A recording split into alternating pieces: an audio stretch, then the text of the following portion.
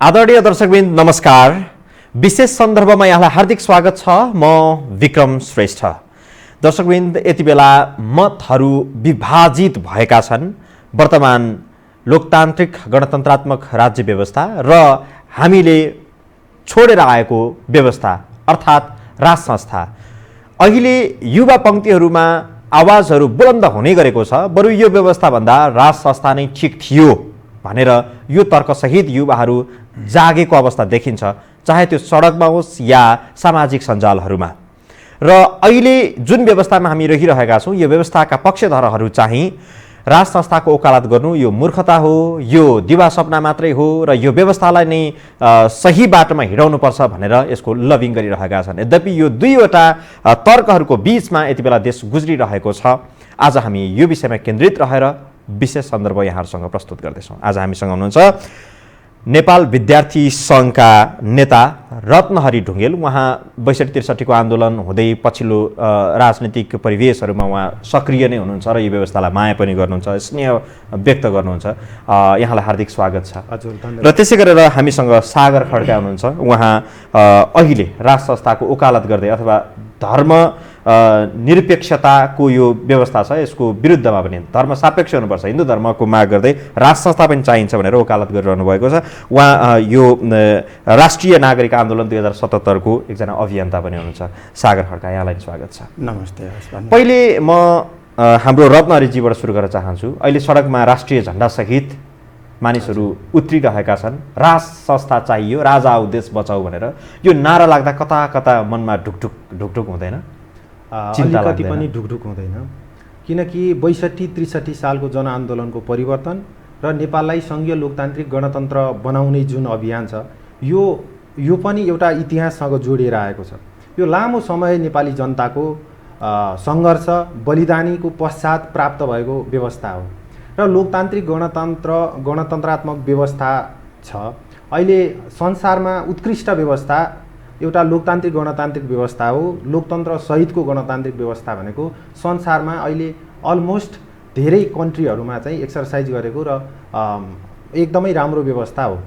जहाँसम्म हजुरले भन्नुभएको राजावादीको कुरा छ, राज संस्था चाहियो भनेर उर्लिने जनलहरलाई जो आउनुभएको छ उहाँहरू स्वाभाविक हिसाबले अहिलेको राज्य सञ्चालन गरेको जुन ढङ्ग छ, अहिलेको राज्यको जुन व्यथिति छ, अहिलेको राज्य जस्तो अवस्थामा गुज्रिएको छ त्योबाट वितृष्टित भएर उहाँहरू चाहिँ राजतन्त्रको पक्षमा आउनुभएको होला। उहाँहरूलाई म अझै पनि आग्रह गर्न चाहन्छु, हामीले इतिहासमा काम नलागेर फालेको राजतन्त्र हो। राजाले 240 वर्ष देश सञ्चालन गरेको होइन र कि 240 वर्ष एउटा मुलुक बन्नको लागि पर्याप्त समय थिएन? देश बन्यो त 240 वर्षमा मुलुक बन्यो त? नबनिसके पश्चात न राजतन्त्र फालेको हो र राजतन्त्र साँच्चै भन्दा राजतन्त्र र नेपाली जनताको असीम माया थियो, असीम प्रेम थियो। तर राजतन्त्रले नेपाली जनतालाई पटक पटक धोका दिए पश्चात र पटक पटक बारम्बारको धोका पश्चात नेपाली जनताको स्वाभाविक जनलहर चाहिँ राजतन्त्रको विरुद्धमा गएर यो गणतान्त्रिक व्यवस्थाको प्रारम्भ भयो। यो ठट्टा होइन, गणतान्त्रिक व्यवस्था यो कुनै ठट्टा होइन, यो कुनै मजाक होइन। यो चाहिँ नि हजारौँ हजार शहीदहरू भएका छन्। यो हाम्रो पृष्ठभूमिदेखि सुरुवातीदेखि इतिहासको प्रारम्भकालदेखि हजारौँ शहीद भएका छन्। लाखौँ नेपालीको चाहना गणतन्त्रको हुँदाहुँदै पनि उहाँहरू दिवंगत भइसक्नु भएको अवस्था हो भने यो त धेरै लामो समय पश्चात त्यो अन्तरालमा यो देशले प्राप्त गरेको एउटा सुनौलो व्यवस्था हो। रत्नहरीजी, तपाईँले जसरी ६२-६३ आन्दोलन कसरी सुरु भयो भन्ने कुराको स्मरण गर्नुभयो, त्यसै गरी मानिसहरू बिस्तारै 100, 1000, 2000, 4000, 5000 हुँदै बढ्दै अहिले मानिसहरू सडकमा आइराखेका छन् नि। फेरि त्यही फालिएको व्यवस्था चाहियो, बरु त्यही ठिक रहेछ भनेर मानिसहरू सडकमा त आउन थाले। नेपाली नागरिक नै हो नि। यहाँ सागर खड्का हुनुहुन्छ, उहाँ लगायत युवा साथीहरू आउनुभएको छ। यो लोकतन्त्रमा म आउनुहुने साथीहरूको भावनाको पनि कदर गर्छु र उहाँहरू आउन पाउनुपर्छ भन्ने एउटा वकालत गर्ने म पनि हो। तर के बिर्सनुहुन्न भने उहाँहरू किन आउनुभयो? के उहाँले देश चलाउन सक्नुहुन्न? सागर खड्काले यो मुलुक सञ्चालन गर्न सक्नुहुन्न? अहिलेको देशको कार्यकारी केपी शर्मा ओली भएको ठाउँमा सागर खड्काले आएर यो देश चलाए हुन्छ नि त? यो मुलुक उहाँको हातबाट किन नबनाउने? किन हामीले अहिलेका पूर्व युवराज धिराजलाई खोज्दै गयौँ भने, पूर्व युवराजलाई खोज्दै गयौँ भने हामी गाँजाको बुटामा भेट्छौँ। अब के गाँजाको बुटाबाट पूर्व युवराजलाई फर्काएर ल्याएर अनि मेरो देश बनाइदिनुहुन्छ, मेरो सडक बनाइदिनुहुन्छ, मेरो विकास निर्माणहरू पूर्वाधारहरू बनाइदिनुहुन्छ, सुव्यवस्था गरिदिनुहुन्छ, अनि म चाहिँ यो देशमा रामराज्य भएर आनन्दले स्वर्गीय आनन्द लिएर भोगविलास गरेर बसुँला भन्ने मैले कल्पना गर्ने कि यो देशको कहाँ कमजोरी छ, यो मुलुकलाई कसरी निर्माण गर्नुपर्छ, नयाँ पुस्ताको चाहना के छ, त्यो अनुसार मुलुक बनाउनको लागि मैले आफ्नो ठाउँबाट योगदान दिने त। सागरजी, उहाँले भन्नुभयो जस्तो रद्दीको टोकरीमा पुगिसकेको त्यो व्यवस्थालाई फेरि माया गरेर स्नेह गरेर फर्काउनु पर्ने परिस्थितिमा हामी पुग्नुपर्ने हो र उहाँले भने जस्तो पूर्व युवराजको कुरा गर्ने हो भने आजभोलि गाँजाबाट ग्रसित भएर त्यो स्थितिमा छ, अनि त्यो संस्थाबाट फेरि राज्य बन्छ भन्ने कुरामा के विश्वास? सर्वप्रथम त प्रश्नको लागि धेरै धेरै धन्यवाद। हाम्रो रत्न सरले उठाउनु भएको प्रश्नहरूमा पनि म जवाफ दिने कोसिस गर्नेछु। सबैभन्दा पहिला चाहिँ कुनै पनि व्यवस्था त्यो मुलुकको भूगोल, त्यो मुलुकको संस्कृति, त्यो मुलुकको धार्मिक सहिष्णुता, जनताको चाहना अनुसार नै व्यवस्था पनि आउने हो। सबैभन्दा पहिला उहाँले भन्नुभयो ६२-६३को आन्दोलनमा जसरी लहर आएको थियो, त्यो ६२-६३को आन्दोलनमा सहभागी हुने मध्येको एकजना म पनि हुँ र उहाँहरूकै सङ्गठनमै म पनि बसेर काम गर्थेँ। उहाँहरूकै विद्यार्थी सङ्गठनको झन्डा उठाएर हिँडेको मध्येको म पनि हुँ। नेविसँगै तपाईँ बस्नु? म भन्दैछु, हेर्नुहोस् कस्तो त भन्दा म तर त्यो आन्दोलनमा नेपालको गौरवमय संस्थालाई फ्याँक्न गएको होइन। म त्यो आन्दोलनमा धर्मनिरपेक्षता बनाउनुपर्छ यो देशलाई र यो देशको धर्म फ्याँकेर क्रिस्चियनिटी फैलाउनुपर्छ भनेर गएको होइन। म त्यो आन्दोलनमा यो देशमा सङ्घीयता ल्याएर चाहिँ नै यो देशको आर्थिक स्थितिले पनि धान्न नसक्ने र देशलाई चाहिँ टुक्रा टुक्रा बनाउने किसिमको व्यवस्था ल्याउनको लागि म गएको थिइनँ। बिल्कुल रूपमा यो तीनटा कुरामा हामी जस्तै युवाहरू ठगियौँ। एउटा त्यो भयो र अर्को कुरो उहाँले भन्नुभएको कुरा हो, गणतान्त्रिक व्यवस्था एकदम राम्रो व्यवस्था हो, म पनि यसलाई माया गर्छु, तर यो गणतन्त्रले देश नचल्ने भयो। तर यो गणतान्त्रिक व्यवस्थाले यो देशलाई धान्न नसक्ने भयो। न यसले यो देशको राष्ट्रियतालाई संरक्षण गर्न सक्यो, न युवाहरूको भविष्यले निर्कल गर्न सक्यो। फेरि उहाँले लोकतन्त्रको कुरा गर्दै हुनुहुन्छ। लोकतन्त्र भन्नु र गणतन्त्र भन्नु बिल्कुल फरक कुराहरू हो। डेमोक्रेसी एन्ड रिपब्लिकन यो दुईवटा छुट्टै कुरा हो। उहाँहरूले यसमा अध्ययन गर्नुपर्छ। डेमोक्रेसी भएका मुलुकहरूमा पनि राजा छन् है, जहाँनिर फेरि गणतन्त्र छ त्यहाँ फेरि लोकतन्त्र छैन। जस्तै उत्तर कोरियालाई हेर्नु, त्यहाँ गणतन्त्र छ, त्यहाँको चरित्र हेर्नु शासनको, तर त्यहाँनिर के छैन, लोकतन्त्र छैन। प्रजातन्त्रको जननी नै बेलायतमा नै के छन् त भन्दा राजा छन्। हामीले खोजेको के हो त भन्दाखेरि यो मुलुकको एउटा सूत्रपात गर्ने राष्ट्र प्रमुख खोजेको। अहिलेको जस्तो विद्यादेवी भण्डारी जस्तै खालको राष्ट्र प्रमुखले यो देशको एकताको सूत्रमा बाँध्ने कुनै पनि फर्मुला हामीले भेटेनौँ। हामी जस्तो युवाले भेटेनौँ, सायद उहाँहरूले पनि भेट्नु भएको छैन है। उहाँहरूले यो विकल्प अब सोच्नुपर्छ। अझ यो कुरा त उहाँहरूले त जस्तो हिजोको दिनमा नेपाली कङ्ग्रेसले बिपीको सिद्धान्त नछोडेर, बिपी बाँधलाई नछोडेर अगाडि बढिरहेको भए आज म जस्ता हजारौँ युवाहरू नेपाली काङ्ग्रेसमै हुन्थ्यो होला। ६२-६३ ठगियो भनेर भन्नुभयो नि, कसरी ठगिनु भयो? एउटा मात्रै क्लिप देखाइदिनु। यहाँ सुन्नु न, राजतन्त्रको विरुद्धमा लाग्यो, सक्रिय राजाहरूको विरुद्धमा लाग्यो, निरङ्कुशताको विरुद्धमा लाग्यो। एउटा मात्रै एकदमै लागेको होइन। एउटा मात्रै भिडियो क्लिप देखाइदिनुहोस्, चुनौतीका साथ भन्छु गणतन्त्र जिन्दाबाद भनेर कसैले नारा लगाएको देखाइदिनुहोस्, म यो अभियान नै छोडिदिन्छु। एउटा मात्रै कोही मान्छेले सङ्घीयता हुनुपर्छ यो देशमा भनेर नारा लगाएको देखाइदिनुहोस् ६२-६३को आन्दोलनमा। धर्मनिरपेक्षता हुनुपर्छ भनेर एउटा मात्रै नारा लगाएको देखाइदिनुहोस् न। हुँदै नभएको कुरा विदेशीहरूसँग पैसा खाएर केही डलरमा यो कुरा ल्याइएको छ, यो त प्रमाणित भइसक्यो। त्यति बेला त्यत्र लाखौँ जनता सडकमा किन आएका थिए? त्यसमा लाखौँ जनता शान्तिका लागि आएका थिए। कञ्चरमा बन्दुक तेर्साएर जनताहरूलाई ल्याइएको थिएन, हामीलाई थाहा छैन? हामी नै त्यही आन्दोलनमा सक्रिय थियौँ। शान्तिको लागि नेपाली जनताले त्याग गर्यो, नेपाली जनता सडकमा आयो। हो, राजाहरूको चरित्र निरङ्कुश थियो, तर यो देशको राष्ट्रियता बचाउन राज संस्थाले खेलेको अहम भूमिकालाई पनि हामीले बिर्सनु हुँदैन। यो देश नेपालका राजा, त्यहाँ पछाडिबाट नेपाली सेना र नेपाली जनताहरूको संयुक्त तत्त्वावधानबाट बनेको हो र नेपालको राष्ट्रियता राष्ट्रपतीय मोडलबाट र राष्ट्रपतीय सिस्टमबाट हुँदैन। अलरेडी यो सिस्टम कोल्याप्स भइसकेको छ। हेर्नु रत्नजी, ६२-६३ आन्दोलन उहाँले भने जस्तो हो, ट्विस्ट गरिएको हो कि उहाँले भने जस्तै हो? ६३को आन्दोलनमा म सँगै हुनुभएको साथीलाई गोली लागेपछि मैले खल्तीको रुमाल निकालेर उहाँको रगत टालेको छु र त्यो ६२-६३को जनआन्दोलनको एउटा मात्र एजेन्डा केही थियो भने त्यो गणतन्त्रको थियो र हामी जस्तै भन्नुहुन्छ गणतन्त्रको लागि नारै लागेको थिएन। एउटै प्रमाण 12 बुँदेमा कहाँ थियो र गणतन्त्र? कतिपय सडकका कुरा सभ्य ठाउँमा भन्न पनि मिल्दैन, त्यो एउटा हुल हुन्छ, आक्रोश हुन्छ। त्यहाँनिर हामीले राज संस्थाको विरुद्ध अश्लील गाली ग्लौज गरेर हामी चाहिँ उत्रिएको हो र त्यो भिडियोहरू अहिले पनि प्रशस्तै छन् त्यो बेलाको, यहाँहरूले हेर्न पनि सक्नुहुन्छ। हामीले राजालाई नाम किटेरै तिमी अब यो देशलाई काम छैन, तिमी जाऊ, हामी यथाशीघ्र तिमीलाई बिदा गर्न चाहन्छौँ भनेर चाहिँ नारा लगाएको हो। अझ म यसलाई सभ्य भाषामा मैले व्यक्त गरेको, सडकको भाषा हो भने यहाँले युट्युबमा हेर्न सक्नुहुन्छ। तर त्यो व्यवस्था त्यतिखेर उहाँले भने जस्तो यो पक्षमा नारै लागेको थिएन। पछि नेताहरूले ट्विस्ट गरे, विदेशीको पैसा खाएर नेताहरूले चाहिँ आफ्नो धारणा बनाए र सङ्घीयताको अवधारणा अगाडि बढ्यो भन्ने हाम्रो ठुलो कमजोरी मलाई यही लाग्छ। हाम्रा नेताहरूले विदेशीको पैसा होला अपवादमा कसैले खानुभयो होला, तर आफूलाई मन नलाग्ने बित्तिकै यो नेताले विदेशीको पैसा खायो, आफूलाई कुनै चिज चित्त बुझेन भने यो फलानु नेताको यति भ्रष्टाचार, यो चिजले मुलुक बन्दैन। यो यो यो एकदम फाल्तु। खैर व्यवस्था त आयो, व्यवस्था ठिक छ, व्यवस्था आइसक्यो। यो व्यवस्थालाई टिकाउने काम त तपाईँहरू जस्तो मान्छेको हो नि त। तपाईँहरू जस्तो यो युवाको नेतृत्व गर्नुहुन्छ, तपाईँहरू दुरुपयोग गर्ने, अधिकारको दुरुपयोग गर्ने, व्यवस्थामाथि चाहिँ मनोपरि गर्ने, त्यो छुट पाइन्छ। अधिकारको कहाँनिर दुरुपयोग भयो? यो अधिकार जो व्यवस्था प्राप्त भएको छ यसमाथि रजाई त तपाईँहरूकै चलिरहेको छ नि। अहिले होला कम्युनिस्ट पार्टीको सत्ता छ, योभन्दा अगाडि त तपाईँहरूले सत्ता सञ्चालन गरेको पनि त उदाहरण त छ। हामी कोहीसँग डराउनु पर्छ भने त्यो नेपालको कानुनसँग डराउनु पर्छ, संविधानसँग डराउनु पर्छ। नेपालको कानुनभन्दा माथि कोही हुन्छ रजाइ गर्नलाई? कानुनले सबैलाई बेरेको छ। कानुनको मापदण्डभित्र हामी सबैजना सबै नेपाली छौँ। चाहे मुलुकको राष्ट्रपतिदेखि लिएर एउटा सामान्य मजदुर पनि त्यही कानुनभित्र त छन्।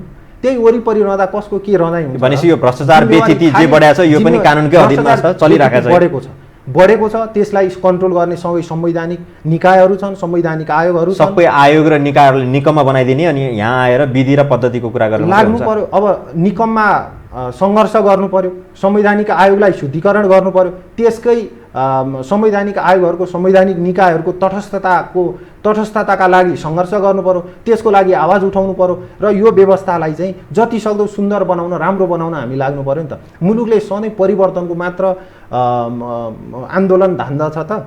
हामी त अनवरत नेपालीहरू त लडेकै 2-3 पुस्ता भइसकेन र व्यवस्थाको लागि लडेको। उहाँले अघि नै भन्नुभयो हरेक मुलुक बन्या छ, राजतन्त्र भएको देश बन्या छैन भन्ने म भन्दिनँ। युरोपका कतिपय देशमा राजतन्त्र छ, तर मान्छेको त गुणस्तर, मान्छेको लाइफस्टाइल हेर्नुहोस्, त्यहाँ त्यो मुलुक हेर्नुहोस् बनेको छ। मैले भन्न खोजेको कुरा खालि के हो भने व्यवस्थामा नहल्झौँ। अब राजा हामीलाई किन चाहियो? राजा हामीले 240 वर्ष राजा हेरेकै हो, इतिहास हेर्दै हुन्छ। कति चाहिँ नि अश्लीलता छ राज खानदानभित्र, कति धेरै मोनोपोली थियो। राज संस्था हुँदै गर्दाखेरि चाहिँ नि यसो शिरमा हात राखिदिएको भरमा कहाँको मान्छे कहाँ के त्यो विकृति राज संस्था। तर मुभमेन्ट बिना नै नि, बिना अभियान नै मानिसहरू स्वस्फूर्त त झन्डा बोकेर सडकमा आइसक्यो नि त, राजा अब देश बचाऊ भनेर। देख्नुहुन्न तपाईँ त्यत्रो भिड मानिसहरूको, त्यत्रो सागर। मैले सुरुमै भने यो अहिलेको जुन शासन गर्ने शैली छ यो प्रतिको जनताको वितृष्णा हो। म नेपाली कङ्ग्रेसमा आस्था राख्छु र यो सडक अहिले नेपाली काङ्ग्रेसको हो। तर मैले राजावादी आउन मिल्दैन भन्न खोजेको होइन। के हुन्छ, सत्तापक्षको सदन हुन्छ या सत्तापक्षको चाहिँ सरकार हुन्छ, हाम्रो सडक हुन्छ, हाम्रो सदन पनि हुन्छ, सडक पनि हुन्छ। यो सडक हाम्रो हो र हामीले केही कमजोरी गऱ्यौँ होला सायद, र त्यो नेपाली कङ्ग्रेसको कमजोरी हुनसक्छ। सडक नेपाली कङ्ग्रेसले कब्जा गरेन, अरू राजावादीहरू आउनुभयो, देखा पर्नुभयो। तर उहाँ यहीँ हुनुहुन्छ। म फेरि पनि आग्रह गर्छु, सबै राजतन्त्र चाहियो भनेर हिँड्ने साथीहरूलाई पनि म अपिल गर्न पनि चाहन्छु यो हाम्रो टेलिभिजन मार्फत कि अब 240 वर्षसम्म यो देशलाई केही योगदान दिन नसकेको राज संस्था आएर, राजा आएर, त्यो व्यवस्था आएर यो मुलुक बन्दैन। तपाईँ हरेक नागरिक सक्षम हुनुहुन्छ, सुयोग्य हुनुहुन्छ यो देश बनाउनको लागि। तपाईँ जाग्नुहोस्, तपाईँ उठ्नुहोस्। यो व्यवस्था नराम्रो छैन। यो व्यवस्था, हाम्रो व्यवस्था सिमिलर व्यवस्था भएको अरू देशको इतिहास हेर्नुहोस्, त्यो देश कसरी बनेको छ त्यहाँबाट उदाहरण लिनुहोस् र यो देशलाई बनाउनको लागि अगाडि बढ्नुहोस्। उहाँहरूको कुरा के राजतन्त्रै चाहिन्छ भन्ने हो भने त्यसमा म धेरै डिबेटमा जान्न। तर उहाँहरूको कुरा यदि देश बनाउने हो, मुलुकलाई समृद्ध बनाउने हो, मुलुकलाई अगाडिको दिशा प्रदान गर्ने हो र अहिलेको चाहिँ नि सेन्चुरी अनुसार अहिलेको शताब्दी सुहाउँदिलो नेपाल निर्माण गर्ने हो भनेदेखि यो व्यवस्था पर्याप्त छ। सागरजी, त्यसो भए तपाईँहरूलाई चाहिँ यो राजाको प्रेम नै हो कि व्यवस्था यही भए पनि हुने, समृद्धि चाहिने? होइन, राजाको प्रेम होइन। उहाँले भन्नुभएको कुराहरू सबै कुरा ठिक छन्। उहाँले भन्नुभएको कुरामा चाहिँ 62-63 को आन्दोलनमा राजतन्त्रप्रति लक्षित थियो। हामी पनि राजतन्त्र चाहँदैनौँ, सक्रिय राजा हामीले पनि चाहेको होइन। अभिभावकत्वको भूमिका निर्वाह गरे। हामीले त यो देशमा त एउटा बेलायती होइन, अभिभावकको भूमिका त अहिले राष्ट्रपतिले निर्वाह गरिरहनु भएको हो। उहाँले कसको लागि राष्ट्रपति भूमिका निभाउनु भएको छ? कुनै दलको एउटा गुटभित्र बसेको यस्तो होइन, त्यो तपस्याका विषय भयो, सामान्य रूपमा भेटघाट भयो, त्यसमा पनि मेरो संविधानको कुरा गर्नुभयो, संविधानको कुरा गर्नुभयो, अभिभावकको हिसाबमा राष्ट्रपति त हुनुहुन्छ नि, अभिभावकको हिसाबमा हुनुहुन्छ, कानुनीगत रूपमा हुनुहुन्छ, संवैधानिक हिसाब किताबमा हुनुहुन्छ, तर भूमिका हेर्नु न कस्तो छ आज उहाँको भूमिका। उहाँ पछाडि आउने को हेर्नु न, पात्रहरू त देखिन्छ नि। के यसरी नै सधैँ एउटा जीवन नै उहाँहरूको लागि समर्पित गरिदिनु पर्ने?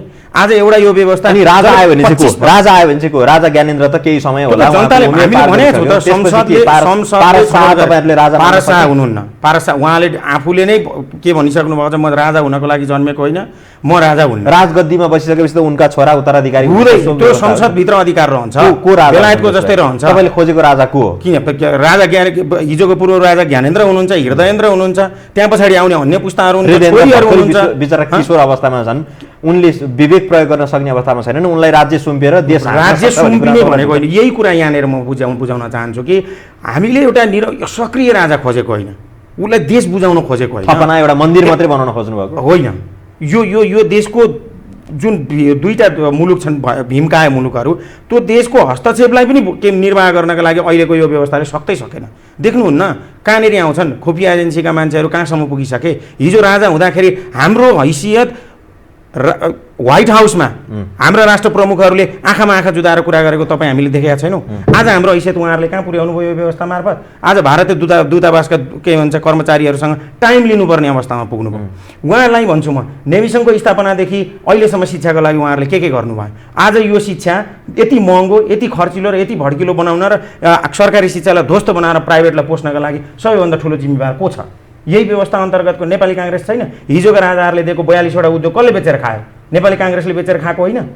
हिजोका राजाहरूले बनाइदिएको के भन्छ 22वटा नियमको 28वटा प्लेनहरू कसले बेचेर खायो? ल्याइदिनु न बाहिर, कारबाही गरौँ, कारबाही गर्नुहोस् न। व्हाइट बडीमा तपाईँकै नेताको नाम जोडिएको छ, त्यहाँ पछाडिबाट उहाँहरू संसदमा चुप लाग्नुहुन्छ। यसैको लागि हो काङ्ग्रेसको स्थिति कुन ठाउँमा पुग्छ? यदि हामीले भनेको विवादमा काङ्ग्रेस फर्किने हो भनेदेखि उहाँहरूको भोलि सत्तामा पुग्ने एउटा के भन्छ माध्यम बन्छ। होइन भनेदेखि त म यहीँबाट भन्छु, साथीलाई यहीँ भन्छु, उहाँहरूले यो माध्यमबाट फर्किनु भएन र काङ्ग्रेस पुरानो बाटोमा फर्केन भने राप्रपाभन्दा तल्लो स्तरमा पुग्छ, नयाँ विकल्पमा जनता जान्छन्। हामीले सक्रिय राजतन्त्र खोजेको होइन, हामीले लोकतन्त्रको उहाँले त तपाईँलाई खोजेको होइन। काङ्ग्रेस अब के राज संस्थाको पक्षमा फेरि पछाडि फर्किने अवस्थामा छ? उहाँहरू लुप्स खोजिराख्नु भएको छ। 29 गतेदेखि भ्रष्टाचारको विरुद्धमा जसरी उहाँले आउँछु भन्नुभएको छ, त्यो देउबा चोकबाट सुरु गर्नुहोस्। देउबाको सम्पत्ति छानबिन गर्नु पर्यो भन्नु, कर्ममा विश्वास गर्छौँ, त्यहाँबाट सुरु गर्नुहोस् न तपाईँहरू। जस्तो भाग्य भविष्य निर्धारण भएको या अब काङ्ग्रेस राप्रपा जस्तो हुन्छ भन्दैनौँ, हुन नि सक्ला। र अबको काङ्ग्रेस सशक्त 17 सालको काङ्ग्रेस भन्दा 16 सालको 15 सालको काङ्ग्रेस गणतन्त्रको स्थिति बढ्दै गयो भने तपाईँ राज संस्थाको वकालत गरेर सडकमा आउन सक्नुहुन्छ? सक्दैन। 62-63 जस्तो किन आउने? काङ्ग्रेसभित्रका धेरै साथीहरू, आधाभन्दा बढी साथीहरू चाहिँ नेपालमा कुनै न कुनै प्रकारको राज संस्था हुनुपर्छ भनेर सडकमा आइसक्नु भयो। काङ्ग्रेसभित्र उहाँहरू पद लिएर बस्नुभएको मात्रै नआउनु भएको, त्यहाँभन्दा बाहेकका सबै आइसक्नु। कोही जानुभयो भने पार्टीले उहाँलाई चाहिँ केही एक्सन लिन्छ। यो हाम्रो एजेन्डा होइन। हामी पूर्णत गणतन्त्रमा गइसक्यौँ र यो लोकतन्त्र सहितको गणतान्त्रिक व्यवस्था हो। तपाईँहरूको पार्टीका निर्णायक भन्नेका नेताहरू र हिन्दू राज्य चाहियो भनेर सार्वजनिक रूपमा बोल्न थालिसके, अनि पार्टीले कारवाही गर्छ भनेर तपाईँहरू कुन दुनियाँ? यो हिन्दू राज्य पार्टीका 1-2 जना नेताहरूले बोलेर आउने पनि होइन। र कारवाही गर्नुहोस् न त, उहाँहरूलाई कारवाही गर्न भन्नुहोस् न त। बहुसङ्ख्यक नेपालीको भावनामाथि काङ्ग्रेसले प्रहार गर्दैन। कतिपय देशका विवादित विषयमा जनमत सङ्ग्रह गर्न सकिन्छ, सडकमै जानुपर्छ भन्ने पनि छैन होइन। त्यसलाई टुङ्ग्याउने विधिवत प्रक्रियाहरू छन् नि त, त्यता जान सक्छौँ नि त हामी। अनि हिन्दू राष्ट्रै चाहिन्छ पनि भनेको छैन काङ्ग्रेसले। केही नेताहरूले इन्डिभिजुअली आफ्नो भावना व्यक्त गर्दा कतिपयको आस्थै हुन्छ, कोही भक्तै हुनुहुन्छ, उहाँले भन्नुहोला। तर हाम्रो देशमा एउटा चिज बुझ्नुपर्ने के हो भने जसले धर्मको एजेन्डा उठाउनु भएको छ सबैभन्दा अधार्मिक उहाँहरू हुनुहुन्छ। त्यसकारण हरेक एजेन्डा मोरालिटीको जगमा उठाउनुपर्छ भन्ने नेपाली काङ्ग्रेसको मान्यता। उहाँहरूले हिन्दू धर्मको माग गरेर होइन, उहाँलाई मैले हिन्दू धर्मको मात्र हिन्दू बौद्ध र किराँत सापेक्ष हुनु पर्यो भनेको हिन्दू धर्मको मात्रै होइन। सनातन भनेको चाहिँ ओमकार परिवारभित्र बसेका 94% जो नेपालका नागरिकहरू छन्। के यही हो त लोकतन्त्र? 94%लाई पाखा लगाएर अनि 6% कसका लागि यो ल्याउनु भयो तपाईँहरूले धर्मनिरपेक्षता? अनि क्रिस्चियन धर्म मान्नेहरू चाहिँ नेपाली होइन, उनीहरूलाई कहाँ हामीले खेद्नुपर्छ भनेका छौँ र? तर बहुमतको कदर गर्नु पर्दैन। मुखै फोरेर भन्नु भएन, व्यवहार त त्यही देखाउन खोज्नु भयो नि तपाईहरुले। व्यवहार त्यो देखाएको होइन। आज नेपालका मुसलमानहरूले नेपालमा हिन्दू राज्य हुनुपर्छ भनेर भनिराखेको अवस्था छ। त्यस्तो धार्मिक सहिष्णुता भएको देश हो। हामी देश जोड्न चाहन्छौँ के, उहाँहरू देश टुक्र्याउन चाहनुहुन्छ, उहाँहरू कम्युनिस्टसँग हिँड्न चाहनुहुन्छ। कति दिन नेपाली काङ्ग्रेस अब कम्युनिस्टको घोडा चढेर हिँड्छ? चितवनमा उहाँ घोडा चढेर हिँड्नुभयो नेपाली काङ्ग्रेस, जुन काम म गर्न सक्दिनँ थिएँ उहाँहरूले हँसी हतडामा भोट हाल्न लगाउनु भयो कार्यकर्तालाई। हात काटे जस्तो हुँदैन तपाईँलाई? तपाईँ चितवनमा गएर कम्युनिस्टको झन्डामा भोट हाल्न सक्नुहुन्छ? त्यस्तै गरेर उहाँ गोर्खामा गएर उहाँहरूले के गर्नुभयो? बाबुराम भट्टराईलाई के गर्नुभयो? को घोडा चढेर हिँड्नु भयो। यसको नतिजा के भयो? आज काङ्ग्रेसले भोग्यो नि, होइन? यहाँ त तपाईँहरूले चाहिँ एउटा कुरा बुझ्नुपर्छ रत्न सर, कि अब के गर्दाखेरि यो मुलुक बन्छ त? के एउटा राजा मात्रै यो देशको घाँडो रहेछ? के धर्म नै यो देशको घाँडो रहेछ? हामीले संहिताको विरोध पनि गरेको होइन, तर यो देशको आर्थिक स्थितिले संहिता धान्छ? मलाई डाटा वाइज भन्नुहोस् त। 83% यो देशको साधारण खर्चमा जान्छ बजेट। देशको आर्थिक अवस्थाले धान्छ, नधाने धान्नी बनाउनु पर्छ। आधारले धान्छ हामी बनाउन सक्छौँ। व्यवहारिक कुरामा जाउँ, संघीयता त एकदमै गाढो भएको छ नि, यति खर्चिलो संघीयता छ। हामी फेरि संघीयताको विरोध गरेको, विकल्प खोजेको, मुलुकको आर्थिक अवस्थाले धान्ने खालको व्यवस्था ल्याउँ। हामी चाहिँ यो देशलाई संघीयता धान्न सक्ने बनाउन चाहन्छौँ। यही संघीय नेपाललाई कहिले बनाउनु? तपाईँको जीवन बिताउनुहुन्छ, मेरो जीवन बिताउनु पर्ने, मेरो बाबुबाजे बनाउन मेरो जीवन जान्छ। 10 मुलुक बनाउनको लागि 10 वर्षमा जीवन पनि गयो, हजुरबुवाको जीवन पनि गयो, हाम्रो जीवन पनि यतिकै हजुरबाको जीवन त्योभन्दा अलि मोडर्न तरिका व्यवस्था बनाउनै जाने जिन्दगी विकास निर्माण कहिले गर्ने? विश्व कहाँ पुग्छ? यो किसिमको विकास त म हजुरलाई भनिदिन्छु, यो किसिमको विकास भनेको त एउटा सानो बच्चालाई लगेर पाल्नु भयो भने छोरो बढ्छ जुङ्गादारी पलाउँछ भने जस्तै हो। यो त सामान्य हो यो, तर असामान्य रूपमा। सागर सरको हजुरबाले कति पढ्नु भएको थियो? सागर सरको हजुरबा पढ्ने बेलामा स्कुलै थियो, राजा महेन्द्रले स्कुल बनाइदिएपछि पढ्या हो। स्कुलै थिएन त्यो बेला, राजा त थिएन, स्कुल बनाए त बनाएन नि। आज त थिएन पढ्नु भएको छ नि, त्यति बेला राणा शासन थियो, राजा थिएन, राणा शासन पढेको स्कुल कसले ल्याइदिएको? सुन्नु न, भइरहेछ त, आइरहेछ त। मैले पढेको शासनकालमै मैले पढेको स्कुल यो, सुन्नुहोस्, तपाईँले कसले पढेको युनिभर्सिटी, मैले पढेको युनिभर्सिटी, तपाईँले पढ्नुभएको स्कुल, मैले पढेको स्कुल राजा महेन्द्रको पालामा बनेको। यहाँ कुनै पनि एउटा पनि ग्रामीण भेगमा बनेका पनि विद्यालय, सामुदायिक विद्यालयको नाम हेर्यो भने प्राय सबै महेन्द्र मावि, त्रिभुवन मावि भनेर नामाकरण गरेका, वीरेन्द्र मावि भनेर नामाकरण गरेका विद्यालयहरू रहेछन्। घर परिवारबाट आएको मान्छे हो भने मेरो घरमा दसैँको टिकाको दिनमा पहिला राजाको तस्बिरमा टिका लाएर अनि मात्र मलाई त्यसलाई मास्न हिँडिराख्नु भएको छ। म त्यो घर परिवारबाट आएको मान्छे हो, मलाई थाहा छैन होला त? थाहा छ कुन कुन विद्यालयको नाम के छ। म विद्यालयमा सङ्गठन गर्न पनि गएको छु, धेरैवटा विद्यालयमा पुगेको छु। भनेको राजाको शासनकालमा विद्यालयहरू त धेरै बनाएर छन्। राजाको शासनकालमा भन्दिनँ नि त त्यसलाई, जस्तो ज्ञानेन्द्रकै शासनकालमा नि हामीले बाटो खनेको छ, त्यसलाई ज्ञानेन्द्रले खन्या भन्ने त? अनि यो 30 वर्षमा गरेको एउटा पनि काम भनिदिनु नि त, राम्रो काम भन्नु न त। चाबेल जोरपाटीको बाटो बनाउन एउटा 10-15 वर्ष लागिसक्यो, उहाँहरू के विकासको कुरा गर्नुहुन्छ? अगाडिको तपाईँ र अहिलेको तपाईँ, 30 वर्ष अगाडि तपाईँको हातमा सेलफोन थियो? यो तपाईँ हामीले ल्याएको होइन क्या, विश्व परिवेशले ल्याएको चिजमा तपाईँ व्याख्या नगर्नु न होइन। 30 वर्ष अगाडि टेलिभिजनको कुनै छँदै थिएन त, 40 सालमा आयातित विकासको कुरा गर्नुभयो। आयातित विकास हो यो। हाम्रो यो हो टेलिभिजन, यो के आफै आएको हो कि हामीले ल्याएको हो? यो त हामीले निर्माण गरेको हो। अब यसलाई पनि आफै आएको हो भन्न लाग्नु यो जस्तो सुकै साउदी अरबमा टेलिभिजन छैन र? उत्तर कोरियामा टेलिभिजन छैन र? यो विश्वले बनाएको टेक्नोलोजी अनुसार आएको हो। हिजो म नोकियाको सानो मोबाइल। सागरजी तपाईँलाई अर्को प्रश्न नि, जस्तो ठिक छ यो व्यवस्थामा व्यथितिहरू धेरै बढ्यो, यसमा म पनि सहमत छु। नेताहरूप्रति वितृष्णा व्यापक जागेको छ। अहिले दर्शक महानुभावहरूको प्रतिक्रिया लिने हो भने रत्नहरी ढुङ्गेलप्रति धेरैको एउटा चाहिँ गुनासो पनि हुन्छ। गुनासो आक्रोश किन हुन्छ भने तपाईँहरूमाथि विश्वास र भरोसा गरिएको थियो, त्यो भरोसा टुट्यो, त्यस कारणले गर्दाखेरि भरोसा नगर्नुहोस्। त्यसो भन्दै गर्दाखेरि सागरजी अब अहिलेको व्यवस्थाबाट विकास निर्माणको कामहरू अगाडि बढ्न सकेन, यो कुरा सत्य भयो। त्यसो भन्दैमा थुकेको थुक चाट्दै हिँड्ने त व्यवस्था त हामीले त 1.5 दशक अगाडि छोडेर आइसक्यौँ। होइन, त्यो व्यवस्था छोडेर आयौँ त भयो के? मुलुकै गुमाइदिने त अब यो व्यवस्थासँगै सती जाने त तपाईँ हामी? तपाईँले सिक्किम विकल्प सुन्नु न, यो मोडल नै कसरी आएको छ भने सिक्किममा राजा गए के भयो, देश कहाँ पुग्यो? अफगानिस्तानमा राजा गए, देश कहाँ पुग्यो? इराकमा राजा गए, देश कहाँ पुग्यो? हामीले के त्यस्तै खोजेको हो कि एउटा बौद्धिक स्तरबाट निर्णय गरेर हामी बेलायती नागरिक जस्तो सभ्य भएर जाने, जहाँ डेमोक्रेसी पनि हटोस्, जहाँ द्वन्द्व पनि समाधान होस्। र हामीले भनेको छौँ प्रत्यक्ष निर्वाचित प्रधानमन्त्रीको व्यवस्था गरौँ। हामीले एजेन्डै बनाएको छौँ। आउनुहोस् न, तपाईँ लड्नुहोस् न। अहिलेको एजेन्डामा कहाँ तपाईँहरूको यो एजेन्डा छैन? एकदमै बुदागत रूपमा सुन्नु न, म एजेन्डै भन्छु। हामीले पहिलो बुदामा राज संस्था फर्काउने नै तपाईँहरूको नागरिक तन्त्र सहितको राज संस्था है। दोस्रोमा एउटा नागरिक आयोग बनाउनुपर्छ, त्यसका लागि नागरिक सरकार चाहिन्छ। नागरिक आयोग किन भन्दा पञ्चायत कालदेखि हालसम्म केपिओली कालसम्म जति पनि भ्रष्टहरू छन् ती भ्रष्टहरू शासनतन्त्रको दुरुपयोग गर्नेहरूको सम्पत्ति छानबिन गर्ने। त्यसरी सम्पत्ति छानबिन गर्ने भने यो देशमा 10 वर्षको बजेट निस्किन्छ। त्यो बजेट शिक्षा, स्वास्थ्य र गरिबी निवारणमा लगाउँ। हामीले त्यति मात्र भनेको छैनौँ। यो मुलुकले सुहाउँदो व्यवस्था किन भएन त भन्दा हामीले 844 जना चाहिँ नि सांसद पाल्नका लागि हामीलाई 205 भएन, 601 बनायौँ, मन परी गऱ्यौँ। त्यहाँ पछाडिबाट गएर अहिले 844, हामीलाई 50-60 जना उहाँकै सभापति हुँदाखेरि कतिजना मन्त्रीहरू थिए? के भयो? तपाईँहरूको यो आन्दोलन 144 जना तुइन्छ। हामीले सुन्नुहोस्, हामीले के भनेका छौँ भने 115 जना भन्दा बढी संसद यो देशमा आवश्यक छैन। 10 देखि 15 जना भन्दा मन्त्री आवश्यक छैन। संसदलाई मन्त्री हुन रोक्नुपर्छ, टेक्निकल मान्छेलाई मन्त्रीमा लानुपर्छ। महावीर पुनलाई विज्ञान तथा प्रविधि मन्त्री बनाउँदाखेरि यो त्यो मन्त्रालयमा राम्रो काम हुन्छ कि कुनै एउटा के भन्छ 8 कक्षा पास गरेको मान्छेलाई लगेर बनाउँदाखेरि राम्रो? तपाईँ नै भन्नुहोस्। त्यो योग्यता सहितको मान्छेलाई त्यहाँ लग्यौँ भने छिटो विकास हुन्छ। खोइ त योग्यता पुगेका व्यक्तिलाई लगाएन र योभन्दा अगाडिको अर्थमन्त्री युवराज कतिवटा योग्यता भएका मानिस छैनन् र? योग्यता त पार्टीको बिल्ला भिरेर उहाँ राजनीति नेतृत्व भने त सबै इतिहास पनि हेर्नुहोस् न, उहाँहरूको इतिहास पनि हेर्नुहोस् न। इतिहास पनि हेर्नुहोस्, कुन पृष्ठभूमिबाट आउनुभयो, कसका लागि काम गर्दै हुनुहुन्थ्यो। आज यो देशमा युवराज खतिवडालाई राख्दै गर्दाखेरि यो देशले कति ऋण भार व्यक्त गर्यो है। हिजो पञ्चायतले 7000 ऋण छोडेको छ, आज तपाईँहरूले 45,000 भन्दा बढी ऋण कसले बोकायो? यो कहाँ खर्च भयो? यो हिसाब खोज्नु परेन? आज शेरबहादुर देउवाको सम्पत्ति कसरी आयो, केपिओलीको सम्पत्ति कसरी आयो, प्रचण्डको सम्पत्ति कसरी आयो? तपाईँहरूले नबोल्ने?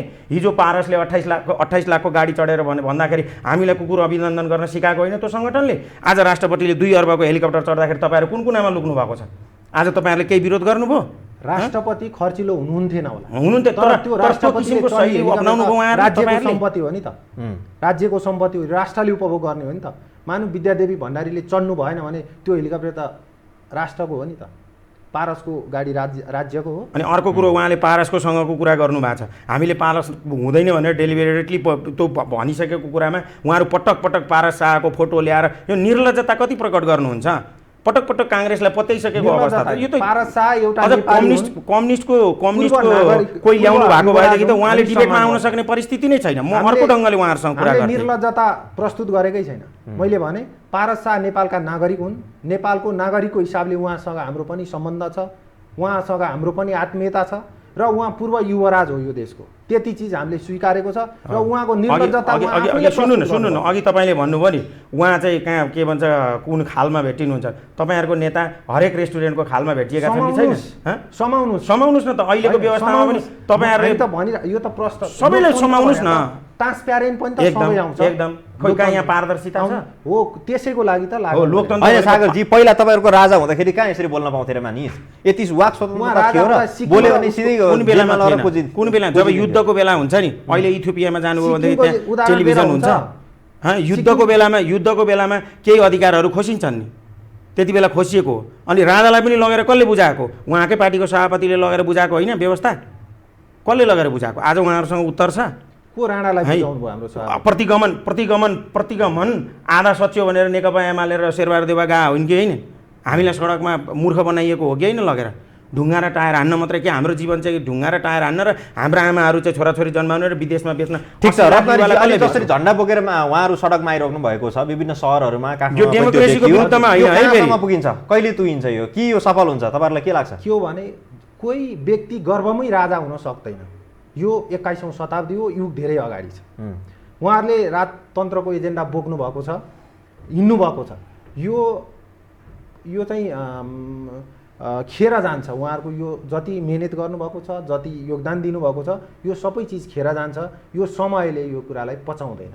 यो कस्तो भयो भने चैतको घाममा सुत्दाखेरि ब्लाङ्केट ओढ्या जस्तो भयो। त्यो समयले त्यो ब्लाङ्केट सहँदैन हो। यो राजतन्त्र भनेको अब त्यही हो। यो इतिहासमा थियो, राजतन्त्र नेपालको इतिहासमा थियो र अब फेरि राजतन्त्र बिउजन्न राजतन्त्र यो देशमा आउन सम्भावना छैन। उहाँहरूको आन्दोलन कहाँ पुग्छ त? अब किनारा लागिसके त? होइन, संसारका हरेक देशमा जहाँ जहाँ राजा फालियो र जहाँ जहाँको राजाको त्यो करिब करिब दोस्रो विश्वयुद्धको पेरिफेरीमा धेरै देशबाट राजा फालिएको छ।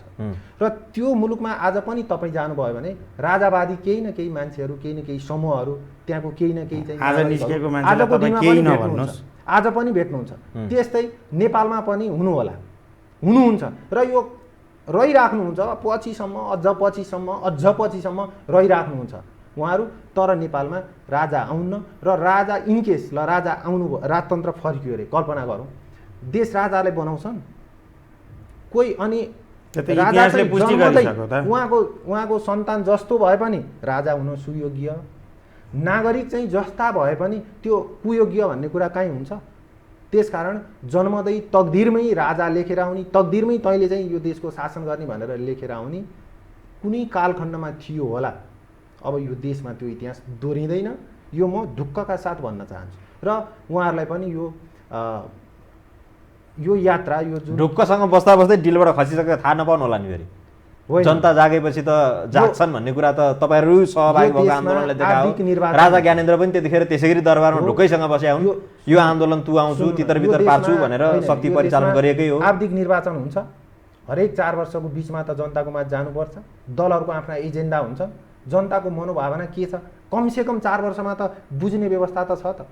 4 वर्षमा त हामीलाई थाहा भइहाल्छ नि, थाहा त अघि पछि पनि होला। यत्रो अहिले सोसल साइटहरू छन्, मिडियाहरू छन्, नागरिकहरूका आवाज खुलेआम राख्न पाएको छ, अहिले पछि नै थाहा होला। लु थाहा भएन रे, 4 वर्षमा त हामी त आफ्नो एजेन्डा बोकेर जनताको माझ त जान्छौँ त, निर्वाचनमा जान्नौँ र। भोलि राजतन्त्र पक्षमा अझ धेरै उभार आयो भने, अझै धेरै आन्दोलन भयो भने तपाईँहरू सडकमा निस्किनुहुन्छ प्रतिकारको लागि?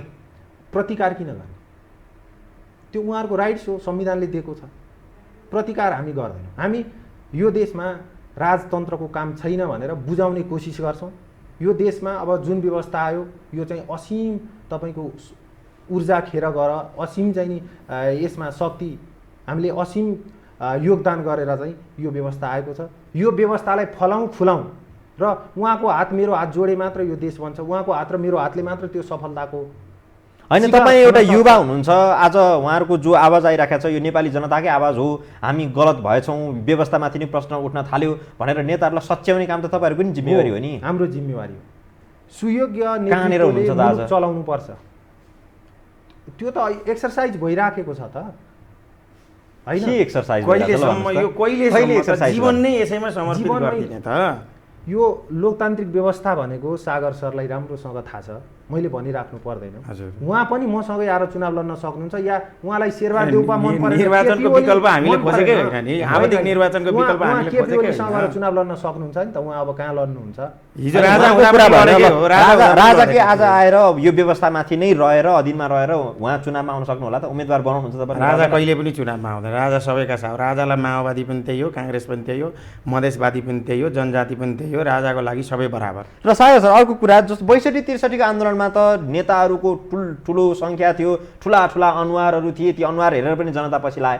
अहिले तपाईँहरूको पछि लाग्ने कसको अनुहार हेरेर पछि लाग्यो? हेर्नुहोस् त, माइती घरमा आन्दोलन हुन्छ, बानेश्वरमा गएर तपाईँ कोर्टसभामा परिणत हुन्छ, बोल्ने एउटा नेता खोज्नु पऱ्यो भने खोज्नुपर्छ टर्चबत्ती बालेर।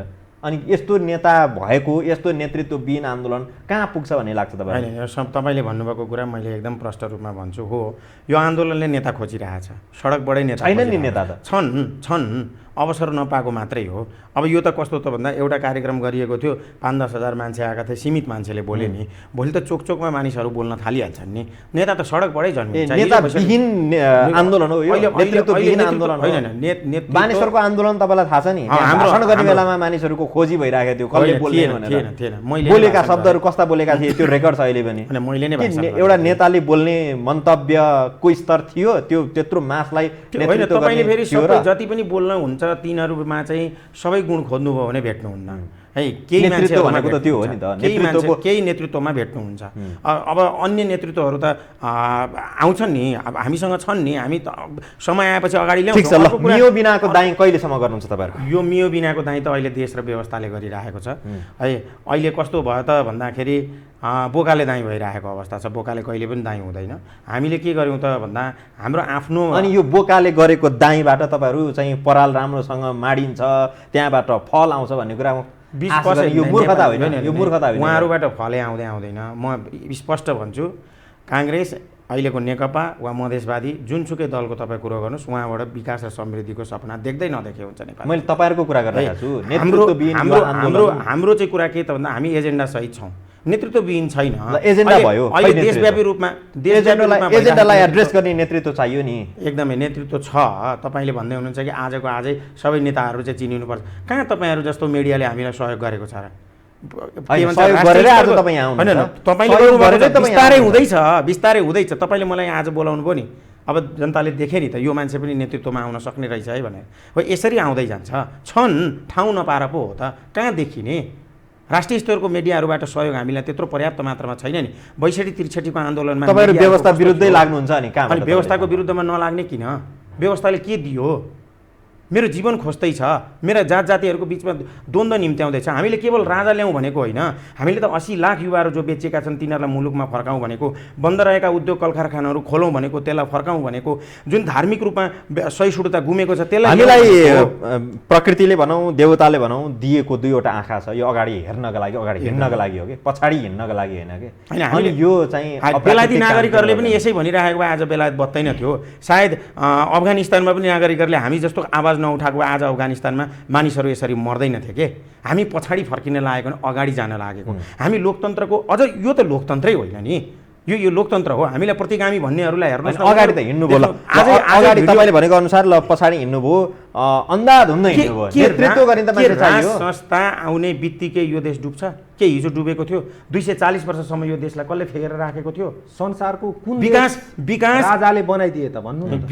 यो देशमा जति पनि कुरा बने नि राजाले नै बनाइदिए। नेताहरूले त भत्काउने र टुटाउने मात्रै निम्त्याए। हरेक देश जनताको छोरो आएर जनताको छोरी आएर बनाए होइन। राजाले कुन देश बनाएका छन् संसारमा? राजाको अनि नेपाल पृथ्वीनारायण शाहले यो देश एकीकरण गरेको के हो नि? पृथ्वीनारायण शाहले देश एकीकरण गरे होइन, हामीले भनेकै छैन। देश एकीकरण भयो त्यो बेलाको परिस्थितिमा महेन्द्रले देशलाई औद्योगिकरण त्यसको लागि सम्मानै गरियो, त्यसको लागि सम्मानै गरियो। तर पृथ्वीनारायण शाह गतिला थिए भनेपछि उनका चाहिँ नाति पनाति खनाति सबै ज्ञानी हामीले अगतिलोलाई ल्याउने भनेकै छैनौँ। त्यो अधिकार संसदभित्र हुन्छ र योग्यलाई वीरेन्द्र शाह अहिले कस्ता छन् भन्ने कुरा तपाईँलाई थाहा छ र छैन नि? बिचरा पढ्दै गरेको बिचरा बबुरो बच्चालाई अनि उनी भविष्यका राजा हुन् भनेर एकदम योग्य कसरी योग्य? तपाईँ ज्योतिषी होइन शास्त्रमा हुनुहुन्छ योग्यता होइन भने योग्यता अहिले भर्खरै बिचरा 17-18 वर्ष भएका नागरिक। हरेक नागरिकको इतिहास हो, हरेक नेपालीको इतिहास हो। पृथ्वीनारायण शाहको इतिहास न राजावादीको मात्र हो न राजा परिवारको मात्र हो। त्यो मेरो पनि राजाको कुरोमा चाहिँ उहाँहरूले राजा मात्रै छोड्नु भने बिपीलाई नै छोडिसक्नु भयो उहाँहरूले। पृथ्वीनारायण शाहको त के कुरा गर्नु, बिपीलाई नै छोडेर उहाँहरू कता पुगिसक्नु? उहाँले अघि पनि आज नेपाली काङ्ग्रेसको सिद्धान्त र सहित सिद्धान्त के बिपीवादको कुरा गर्नुभयो। कम्युनिस्ट नै भएको होइन, झन्डा मात्रै फरक होइन काङ्ग्रेस र कम्युनिस्टमा। सागरजी यहाँले एजेन्डा त सबै कम्युनिस्टको हो नि त। गणतन्त्र कम्युनिस्टको एजेन्डा हो। गणतन्त्र है संघीयता कम्युनिस्टको एजेन्डा हो। राजा महेन्द्रले पढेको वक्तव्यमा पनि गणतन्त्र भन्ने शब्द भेटाउनुहुन्छ। गणतन्त्र भन्ने शब्द त त्यति बेला गणराज्य नै थियो नि। तपाईँले चागु नारायणको मन्दिर बनेको बेला मानदेवको पालामा पनि गणराज्यहरू थिए नि। तर त्यति बेला राज्यमा राजा थिए क्या। यो देश इन्द्रको पालादेखि नै राजाले नै बनाउँदै आएको देश हो। यहाँ यो देशको मौलिकतालाई तपाईँहरू बुझ्नुहोस् के? राजा आउँदैमा यो देशमा, राजा हुँदैमा यो देश सबै भत्ताभुङ्ग भइहालेको थियो, भएको थियो होइन। राजा अगाडि बढाउन तपाईँहरू पहिला मिल्न पर्थ्यो कि ल नेतृत्व भेटेन, त्यो फरक कुरा रह्यो। तर जो राज संस्था चाहिन्छ भनेर माग गर्ने तपाईँहरूको सङ्गठन छ, समूह छ, पार्टी छ, यिनीहरू त मिल्न पऱ्यो नि त। साँडेको जुदाइ गरेर त्यहीँ बसिरहेका छन्। उहाँ र हामी बिच जम्मा एउटा फरक छ, म त्यति प्रश्न पार्न चाहन्छु। उहाँहरू सलेन्डरवादी, उहाँहरू राजालाई समर्पण गर्न चाहनुहुन्छ। मेरो सबै अधिकार नि तपाईँलाई, मेरो सबै क्षमता पनि तपाईँलाई, तपाईँ नै सर्वेसर्वा हो, यो जे गर्नुपर्छ तपाईँले गर्नुहोस् भन्ने उहाँहरू सलेन्डरवादी। हामी के हो भने कर्मवादी। यो देश बनाउन मेरो पनि हिस्सा छ, मैले पनि कर्म गर्नुपर्छ र म नि कुनै न कुनै भूमिकामा म पनि उभिनुपर्छ भन्ने हाम्रो तर्क हो। यति फरक हो। तपाईँले तर्क मात्रै गर्नुभयो, कर्म चाहिँ गर्नु भएन कि? फेरि अहिले नेतृत्व मन परि गरिराखेको छ त हो। फलै तपाईँहरू यति बेला सत्तामा हुनुहुन्छ, प्रतिपक्षमा हुनुहुन्छ, तपाईँहरू कहाँ उठाउनु भएको छ तपाईँहरूले आवाज? जनताले बुझ्ने गरी भन्नु संसद छैन, उहाँहरू छैन, न सडकमा हुनुहुन्छ, न सामाजिक सञ्जालमा तपाईँहरू तातिनुहुन्छ, कहीँ पनि हुनुहुन्न भनेपछि तपाईँहरू कर्म गरिरहेको छु भन्ने तर्क गर्ने, तर्क पनि यो सञ्चार माध्यममा एउटा विषयमा मात्रै। यो महामारीले गर्दा संसद थिएन। अस्ति भर्खर नेपाली कङ्ग्रेसको बैठक बसेर यथाशीघ्र संसद बोलाउनको लागि त हामीले त संसद मात्रै हो दबाब दिनलाई सचेतना फैलाउनको लागि त्यही संसद मात्रै हो। जनतामा हामी गइराखेका छौँ। कहाँ जानुभयो? एउटा आफ्नो नेतालाई समातेर धरपकड गर्दाखेरि 2-4 घण्टा थुन्दाखेरि चाहिँ देशभरि हुमिल्याउने गरेर आन्दोलन गर्ने अनि जनता भोकभोकै मरेको विकास निर्माण केही नभएको व्यथितिको विरुद्धमा चाहिँ तपाईँहरू लाग्दै नलाग्ने? हाम्रो वरिष्ठ नेता कांग्रेस पौडेललाई समायो प्रहरीले भने मैले एउटा प्रसङ्ग मात्रै उठाएको हो, रामचन्द्र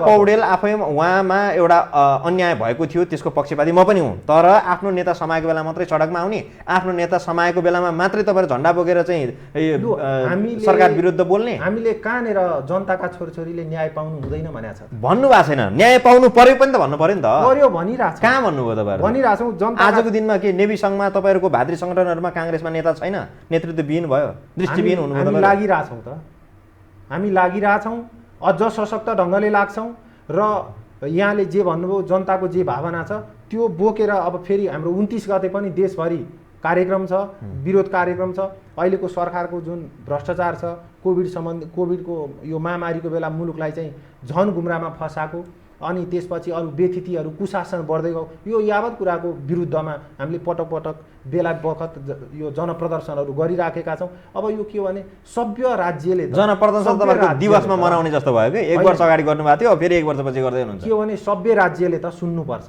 म राजाकै कुरा हेर्नुहोस्, राजाकै कुरालाई सापट्टि लिँदै गर्दा पनि जब बहुदल र निर्दलको चुनाव भयो, जनमत भयो, जनमतमा अब कस्तो भयो चुनाव त्यतापट्टि नि म जान्न। अब बहुदलवादीहरूको भनाइअनुसार धेरै धाँधली भयो, राजाले धेरै धाँधली गरे भन्ने छ। त्यसपछि राजाले बिपीलाई के भन्नुभएको थियो भने, के भन्नुभएको अब भेटिन्छ भने 20 लाख र 24 लाख लगभग 4 लाखको अन्तर छ। उहाँले के भन्नु भने यो 20 लाख भने थोरै होइन नि त। ल राजालाई राजतन्त्र के अरे निर्दललाई 24 लाखले भोट हाले, तर यो 20 लाख पनि थोरै होइन। यो 20 लाखको पनि कुरा अलिकति केही न केही चाहिँ सम्बोधन गर्छौँ भनेर राजाले भनेका थिए। हो, राजामा त लोकतान्त्रिक चरित्र त राजामा रहेछ नि त। म त होइन, हामी त हेर्नुहोस् राम्रो कुरा एकदम जहाँबाट नि रस लिनुपर्छ। त्यही चिज मैले किन कोड गरेको भने सभ्य राज्य हुँदाखेरि चाहिँ हामीले के गर्न सक्छौँ भने सानो आवाजलाई पनि सुनिदिन सक्छौँ नि त। भने सधैँ सडकै तताउनुपर्छ, सधैँ रेलिङै भाँच्नुपर्छ, सधैँ टायरै बाल्नुपर्छ, मसालै बोक्नुपर्छ भन्ने त होइन नि त। सुनेन, अब के गर्नुहुन्छ त? सुनेन उनीहरूले। त्यसकारण सुन्नु पर्यो, सदनमा पनि सांसदहरूले पनि बोलिरहनु पर्यो, सुन्नु पर्यो भन्ने एउटा तर्क भयो गरिरहेछ। हो, सुन्नु पर्यो। अब सुनेन र त हामी प्रदर्शनमा गइरहेको अहिले त पुरै निरङ्कुशता छ, न संसद छ, सुनेन र त हामी न न्यायालयमा के छ। सागरजी, मैले अघि तपाईँलाई प्रश्न गरेको थिएँ तर विषय अन्त्य गयो, तपाईँको जवाब सुन्न पाइनँ। अहिले तपाईँहरू जो राज संस्थाको माग गरेर सडकमा आइराख्नु भएको छ त्यसबीच नै लडाइँ चलिरहेको छ कि त्यति बेला को नेता हुने, को अगाडि जान लाग्यो, त्यसको खुट्टा तान भन्दै तपाईँहरू झगडा गर्न थालेको छ।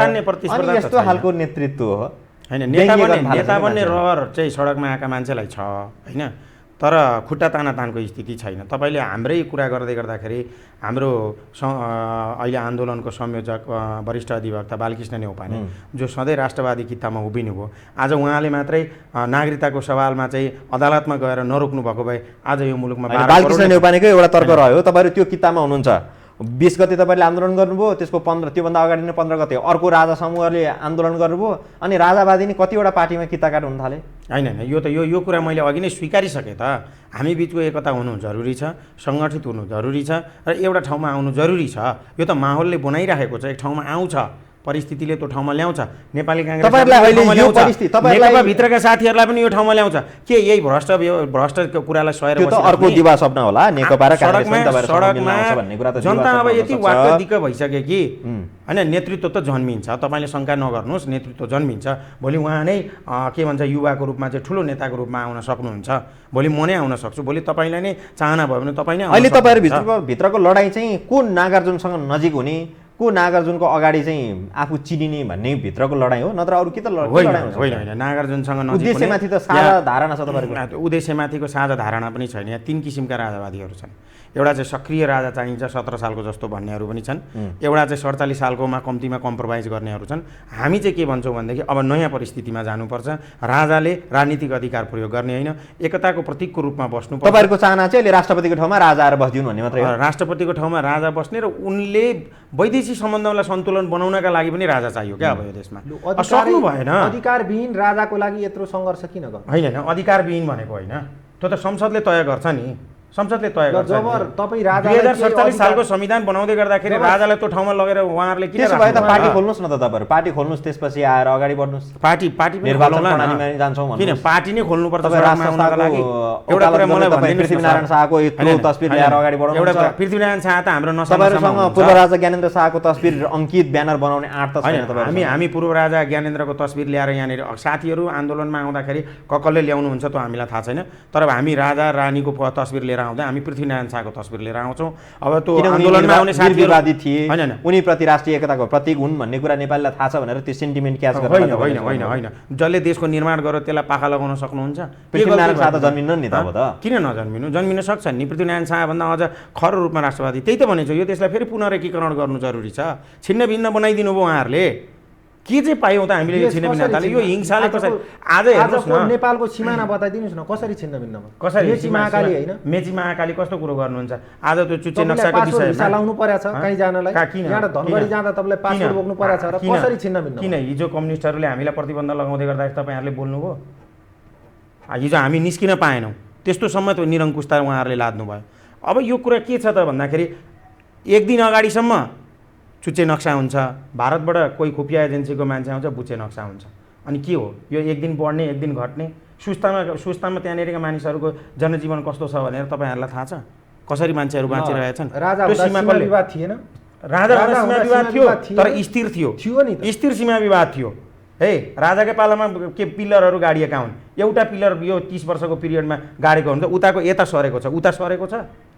यहाँ त सबै सीमा हामीले प्रजातन्त्रका लागि, हामीले डेमोक्रेसी ल्याउनका लागि जनताहरूले साथ दिए, तर नेताहरूले के गरे? 7 सालमा हामीले के गुमायौँ? गण्डकी। 15 सालमा हामीले कोसी गुमायौँ। कसरी गुमाएनौँ? आज हामीसँग महाकाली सन्धि पश्चात अरबौँ रुपियाँ आउँछ भने होइन? अब अहिले कुनै अर्को ठुलो परियोजना केही भयो? पञ्चेश्वरमा हामीले सम्झौता गरेर केही आयो होइन? नेपालीसँग लगानी छ, विदेशी ल्याउनु पर्छ, अब बेच्यो भन्ने दियो भन्ने, मुलुक बनाउन नमिल्ने। ल यहाँ अहिले एउटा बन्यो त भन्दैछु त, बन्यो त परियोजना बनाउनु पर्यो, परियोजना बनाउनु पर्यो, बनेको देखाइदिनुहोस्। $1 लाग्ने भयो। विदेशी लगानीकर्ता भित्राएपछि त्यो के बेचेको हुन्छ? बेचेको हुन्छ। युवा बेचेको हो, उद्योग बेचेको हो, यहाँका जमिनहरू जमिन बेचिएको छ, यहाँका पानीहरू बेचिएका छन्, नदीहरू बेचिएका छन्। राजाको पालामा एउटा पनि सम्झौता भएर बेचिएको एउटा डकुमेन्ट देखाइदिनुहोस् त ल 30 वर्षको पिरियडमा। म त के भन्छु भने तपाईँ जुन यात्रामा हुनुहुन्छ त्यो अब निरर्थक छैन। यदि हामी तपाईँहरू पनि यो यात्रामा हिँड्यौँ भनेदेखि यो देशको कल्याण हुन्छ, होइन भनेदेखि यो देश रहँदैन। तपाईँ पनि सिक्किमको जस्तै भारतको एउटा 31औं कतिऔं नम्बरको प्रान्त बन्नलाई स्वीकार गर्नुहोस् है। सिक्किमको मात्र किन कुरा गर्नुहुन्छ? चरित्र त्यस्तै छ। बनेका देश राजा फालेर यो साउथ एसियामा राजा फालेर शक्तिशाली भएको देश देखाइदिनुहोस् न। साउथ एसिया तपाईलाई किन चाहियो? होइन त्यसो भए तपाईँ बेलायतको उदाहरण दिन्छु नि। हामी गर्न सक्छौँ। बेलायतको दृष्टान्त लिनुहोस्, डेनमार्कको लिनुहोस्, स्पेनको दृष्टान्त लिनुहोस्। तपाईँ किन अमेरिकाको दृष्टान्त राजालाई दिन तयार छैन सर तपाईँको? होइन हामी पनि राजालाई अधिकार दिन तयार छैनौँ। तर यो राष्ट्रियताको संरक्षणका लागि नेपालमा राज संस्था भएन भने तपाईँ हामी चुरो हुनुपर्छ र नेपाली कांग्रेसको अझ उज्जवल भविष्यका लागि नेपाल राज संस्थाले बचाउने नेपालीले नै बचाउने हो। तर अहिले नेपालीको राजा ज्ञानेन्द्रले बचाउनु भयो कि वीरेन्द्रले बचाउनु भयो कि महेन्द्रले बचाउनु भयो कि महेन्द्रले बचाउनु भयो? नेपालीले बचाउनु। तपाईँ एकचोटि सिमाना महेन्द्रले बचाउनु भयो। महेन्द्रको योजना अनुसार बच्यो। मसँग समय सकियो, म थप विषयहरू नि जोड्न चाहन्थेँ, समय सकियो। हामी फेरि कुनै दिन यसै गरेर व्यवस्थाका विषयमा, यो संवेदनशील विषय हो, कारण यो डिबेटमा यो बहसमा आयो भने उहाँहरूलाई सचिन सजिलो हुन्छ र तपाईँहरू पनि पछाडि हट्न सक्नुहुन्छ, अथवा तपाईँहरूको यो विषयहरू चाहिँ जनतासँग स्पष्ट हुन्छ भन्ने हाम्रो आकलन हो। आजलाई यहाँ दुवैजनालाई धेरै धेरै धन्यवाद, आइदिनु भयो। हजुर धन्यवाद, यहाँले पनि यो मौका दिनुभयो। आदरणीय दर्शकवृन्द, उहाँहरू हुनुहुन्थ्यो एकजना नेपाल विद्यार्थी सङ्घका नेता रत्नहरी ढुङ्गेल र अर्का अतिथि हुनुहुन्थ्यो राष्ट्रिय नागरिक आन्दोलन 2077 को अभियन्ता सागर खड्का। उहाँहरू दुवैजनालाई धेरै धेरै धन्यवाद धेरै दिनुभयो। यहाँप्रति पनि आभार प्रकट गर्दछु। आजलाई बिदा दिनुहोस्। नमस्कार।